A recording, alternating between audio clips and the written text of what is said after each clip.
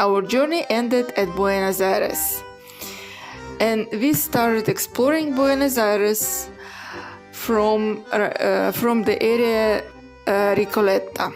The Recoleta. First, what we saw, this huge ficus tree. The Recoleta brothers monks planted this tree 200 years ago. The trunk spans to an amazing 7 meters in diameter, and some of its branches reach a length of 28 meters. A true giant that lived in the city for over 200 years. Then we moved to the Recoleta Church. It's a Catholic church built in 1716 and features striking all-white exterior and white interior as well. This church is famous for its Peruvian altar, adorned with silver from Argentina's northwest. Recoleta is a neighborhood in Buenos Aires located on the northern part of the city by the Rio de la Plata. The area is famous for Recoleta Cemetery, but it's a traditional upper class and conservative neighborhood with some of the priciest real estate in the city. The name of the neighborhood comes of the Recollet fathers, members of the Franciscan order, which was established in the area at the beginning of the 18th century. They founded a monastery and a church dedicated to Nuestra Señora del Pilar, and with the cemetery attached. Recoleta Cemetery contains graves of notable people, including Eva Perón, presidents of Argentina, Nobel Prize winners, the founder of Argentine Navy, and so on. The cemetery contains many elaborate marble mausoleums decorated with statues in a wide variety of architecture styles, such as Art Deco, Art Nouveau, Baroque, and Neo-Gothic. This cemetery is considered one of the most unusual cemeteries in the world. Here is an interesting grave. Poor Liliana met a tragic end while honeymooning in the Alps. The avalanche killed her, and presumably her new husband, and it's said that her dog died at the same time in Argentina. And someone says that there is a man sometimes coming to this grave and brings flower to this girl. This grave is easily recognized because it's a miniature obelisk with the big condor on top. This country's 7th president, a leader credited with organizing the educational system. The final resting place of the nation's iconic First Lady, idolized by the public. Her mausoleum is not actually that remarkable. The interesting thing that her body was hid before finally entering the Recoleta Cemetery. It took 20 years.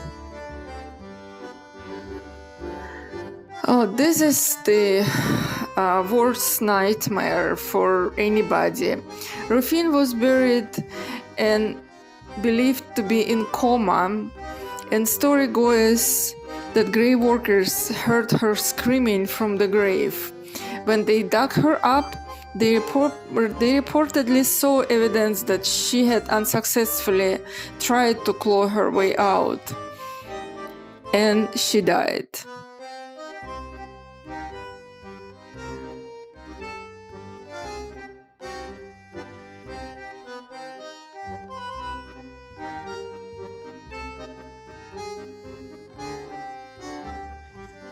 This tomb is of Nobel Prize in Chemistry laureate Louis Federico Leroy.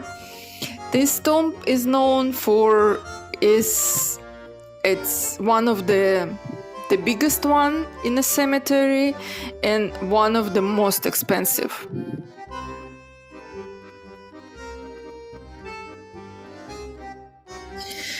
This enormous mausoleum commemorates the lives of husband and wife. These people have their backs to each other.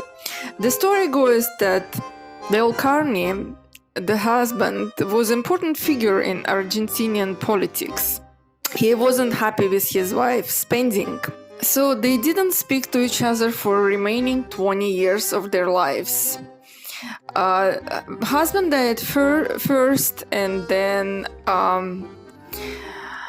she built him this mausoleum, and then when she died, she requested that her bust look away from her husband.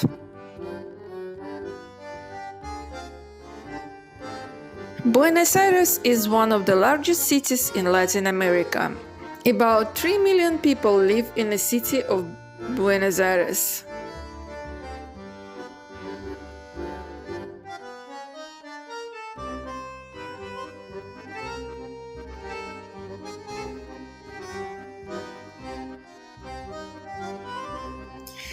So we stopped at the Plaza de Mayo, a large square with the all-important buildings and presidential palace.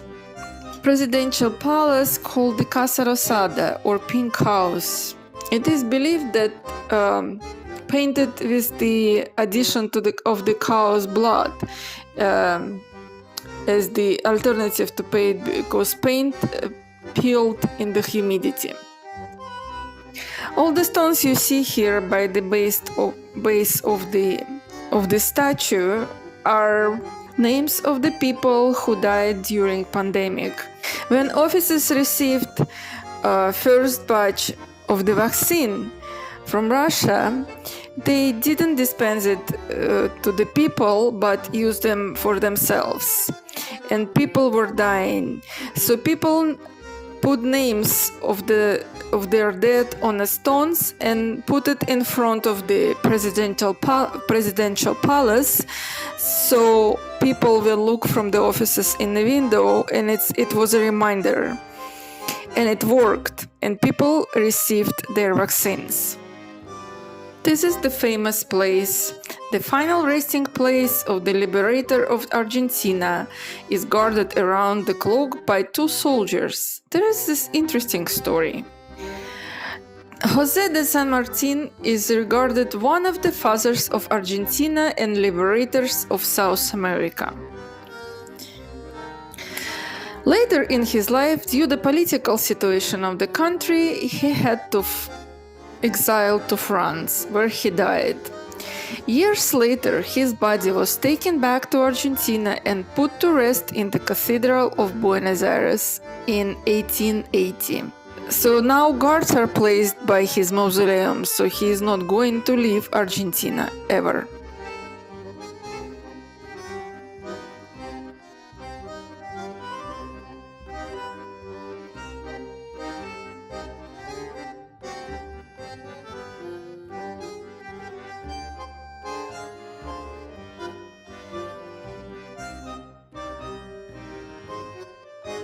This is Farmacia de la Estrella, the oldest pharmacy in Buenos Aires, still working. The building was constructed by 1895 by the owner of the pharmacy, La Estrella. Although it now belongs to the museum, La Estrella continues to operate as a pharmacy, complete with its original furnishing and decor. Between 1860 and 1930, Argentina was growing as much as at such an impressive pace that it was expected to become the United States of the South America. Much of the newly created wealth would find its way to Buenos Aires, where cattle arriving from the Pampas via rail were slaughtered and processed in the city's large network of meat-packing plants before being shipped to Europe.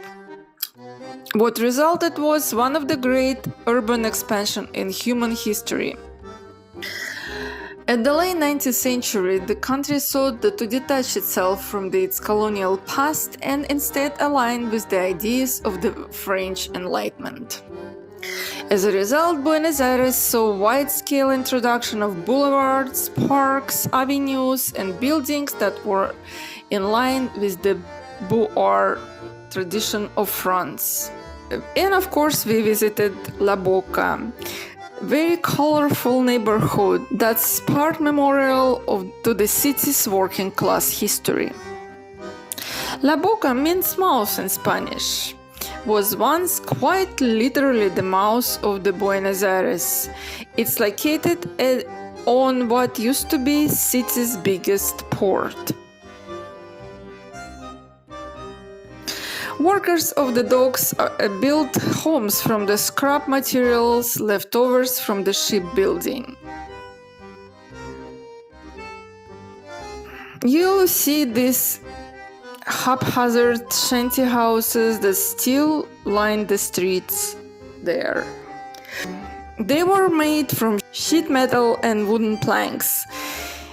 In addition, nearly all of them were painted in very bright colors. It's one of the most photogenic streets in Buenos Aires. Very colorful street, all thanks to immigrants who settled the area and painted their houses with whatever leftover paint they could find from the nearby dockyard. Everything here is for tourists. Little shops, artists, tango dancers, restaurants.